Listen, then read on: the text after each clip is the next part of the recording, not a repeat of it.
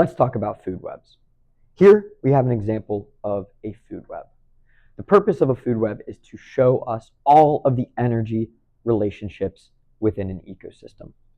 Our ecosystem has a lot of different organisms in it. It has a grasshopper, and a mouse, and a frog, and a snake, and a hawk.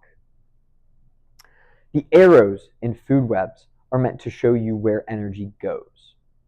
For example, this arrow from mouse to snake shows us that energy goes from the mouse to the snake whenever the snake eats the mouse. The arrow always points to what gains energy. In our ecosystem, energy starts from the sun. Although most food webs will probably not show you the sun, they just assume that you know that that's where energy starts. Grass is the first thing in our food web. Grass is what's called a producer because it produces its own energy with help from the sun. Producers are usually things like plants. The grasshopper and the mouse both eat our producer.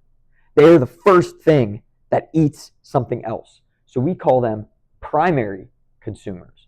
Primary because they're the first, and consumers because they consume other things.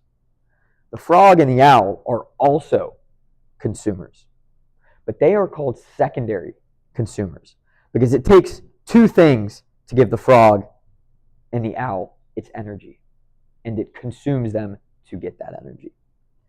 Finally, we have the hawk.